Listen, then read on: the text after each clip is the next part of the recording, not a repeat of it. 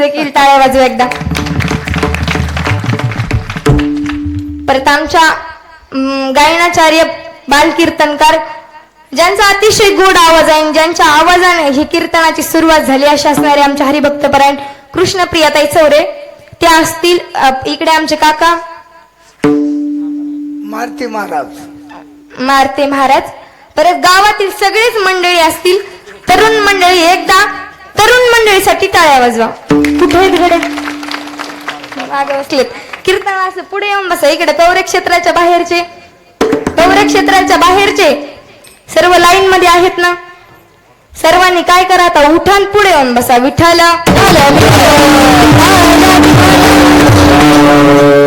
म्हणजे आम्हाला वाटतं की कोणीतरी आहे बाबा पुढं, नाही तर माणसाने इळभर बोलावा रात्रभर बोलावा आणि पुढंच कोणी नसले त्याला काय अर्थ आहे का.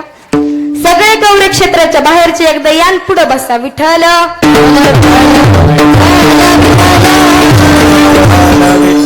कीर्तनात टाळकरी, माळकरी, भालदार, चोपदार, विनेकरी, दाढीवाले, मिशावाले, पदरावाले, बिना पदरावाले, फेट्यावाले, मृदुंगाचार्य, गायनाचार्य, गावचे आजी माजी सरपंच, उपसरपंच, दूध डेअरी चेअरमन, वाईस चेअरमन, तंटामुक्ती अध्यक्ष, अजून कोणी राहिले का, साऊंड सिस्टीम वाले काका, सगळ्यांच्या चरणी नतमस्तक. आणि तुम्हाला हे कीर्तन कधीही पाहायला मिळेल असे आपले ज्ञानाई तडकावाले काका.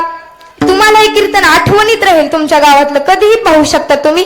असे असणारे आमचे ज्ञानाई तडका काका सुद्धा उपस्थित आहेत. आणि आता एक सांगू का, साऊंड सिस्टीमचा प्रश्न आहे ऐका. आता साऊंड सिस्टीम वाले काकांना मी कीर्तन सुरू व्हायच्या पहिलेच त्यांची भेट घेतली होती. त्या काकांना सांगितलं, काका तुम्ही माझे मामा आहात बर का, मामासारखे आहात.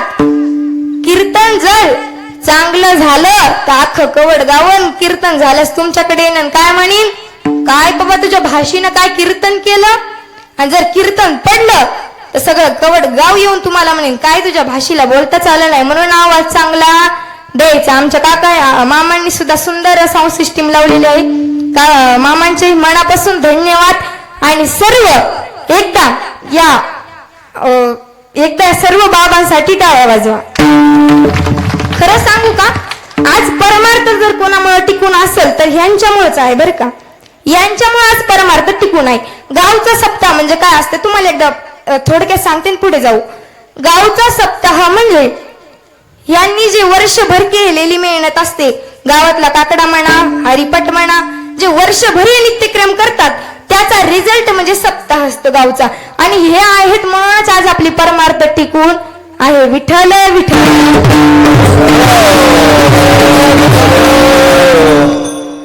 प्रस्तुत अभंगातून तुकोबराय नामस्मरणाचं महात्म्य प्रतिपादन करतात. आता खरं जर विचार केला तर आपली भारत संस्कृती ही परंपरेवरच अवलंबून आहे की नाही, आहे का नाही.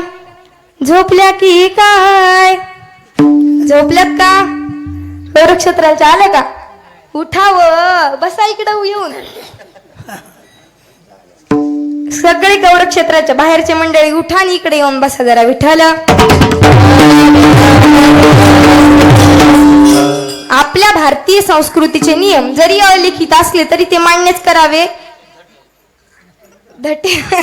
विठ्ठल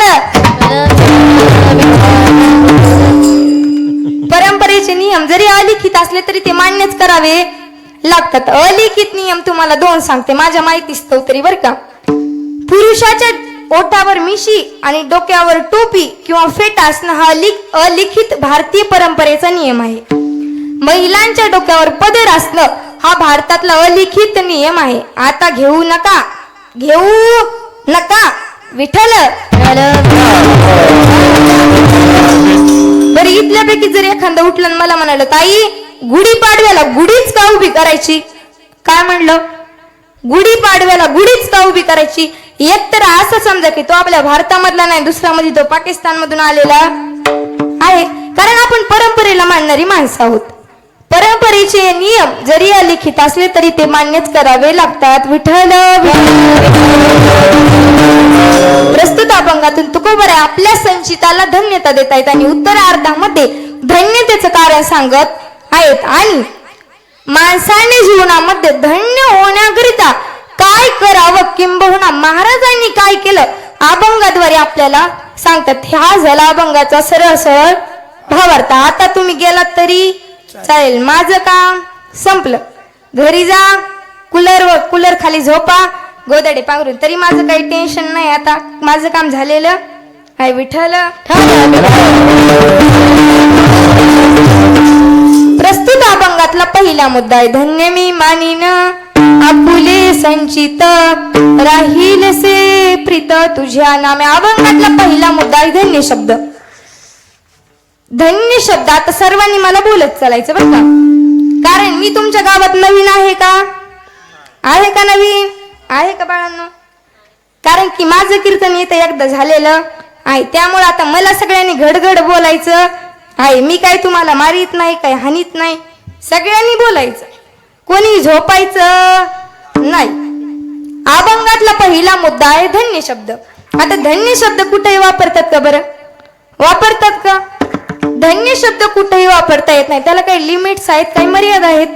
आता मी तुम्हाला खऱ्या खऱ्याने प्रश्न विचारते, तर मला खऱ्या खऱ्याने उत्तर द्यायचे बाबा बरं का. कौरक्षेत्राच्या बाहेरचे ते म्हणते इथे मवाच काऊन पिच्या धरलाय काय माहिती. विठ्ठल आता जर तुम्ही उठला नाही तर इथं येऊन बसला नाही, त्या कीर्तन होस तर तुमच्याच माग मी. विठ्ठल तुम्हाला मी काही प्रश्न विचारते, मला सांगा सोन्याची लंका कोणाची हो? कोणाची? कोण म्हणलं माझी? कोणाची? रावणाची. बरं सोन्याची लंका रावणाची, ती जाळली कोणी? कोणी? कोणी? कीर्तन झाला आता. विठ्ठल बरं खुशाल पुढे बसून रामानं राहिले तर. सोन्याची लंका कोणाची? रावणाची. बरं जाळली कोणी? हनुमान म्हणायला तो काय तुमच्या माझ्या ग्रामपंचायतचा मेंबर आहे का? कोणी जाळली? हनुमंत रायांनी. कोणी जाळली? सोन्याची लंका रावणाची. जाळली कोणी? हनुमंत रायांनी. तरी तू को बरं धन्य म्हणतात का नाही? जाळीली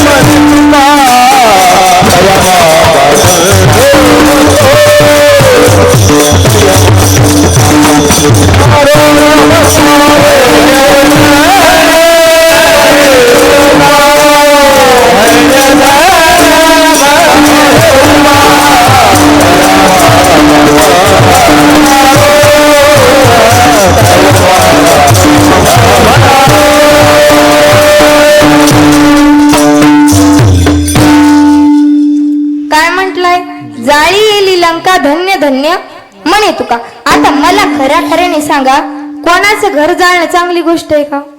आहे का महिला मंडळ? तुम्ही बोलत नाहीत का? तुमच्या इकडच्या बोलत नाहीत, ह्या बोलत नाहीत. तुम्ही म्हणसाल घरात बोलत आहेत, इथं आलं कीच काय होतंय काय माहिती. बोलत नाहीत का? या नाहीत बोलत. विठ्ठल कोणाचं घर जाळणं चांगली गोष्ट नाही, परंतु तरी तुका बरं काय म्हणतात की जाळी येली लंका धन्य धन्य म्हणे तुका. कोणाचं घर जाळणं चांगली गोष्ट नाही, तरी धन्य शब्द वापरला का नाही? कारण की धन्य शब्द कुठेही वापरता येत नाही. काही ठिकाणी साधू संत म्हणतात की आम्ही धन्य झालो की आम्ही एवढ्या भारतासारख्या पवित्र देशामध्ये आहो. भारत किती पवित्र आहे.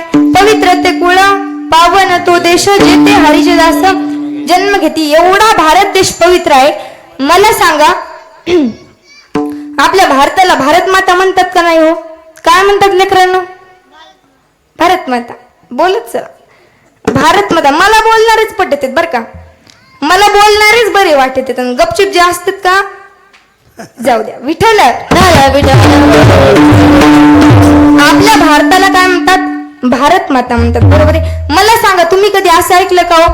अमेरिका माता, पाकिस्तान आम्ही, चीन आत्या, न्यूझीलंड मावशी ऐकलं का?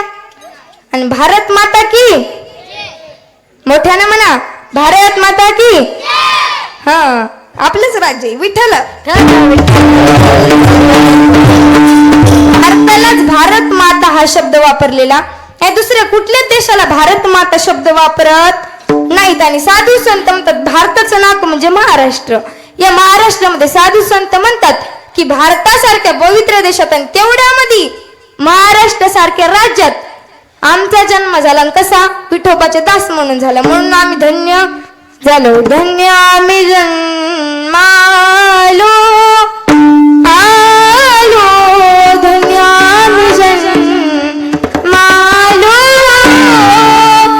दास विठोबाचे झालो, दास विठोबाचे झालो. धन्य आम्ही जन्मालो आलो. काय म्हटलंय? धन्य आम्ही जन्म आलो. साधू संत काही ठिकाणी स्वतःला सुद्धा धन्यता देतात. कुठल्याही गोष्टीत धन्यता देतात का? नाही. साधू संत म्हणतात आम्हाला आमच्या डोळ्याने संतांचं दर्शन झालं, आम्ही धन्य झालो. धन्य आजी तिनं संत दर्शनाचा अनंत जन्मीचा शिन गेला. धन्य आजी तिनं झाले संतांचे दर्शन. धन्य शब्द कुठेही वापरता येतो का? नाही. धन्य शब्द वापरायला काही मर्यादा आहेत. एका सुभाषितकाराने एका श्लोकामध्ये सांगितलेले आहे की धन्य शब्द कुठे वापरावा व धन्य कशाला म्हणावा. विठ्ठल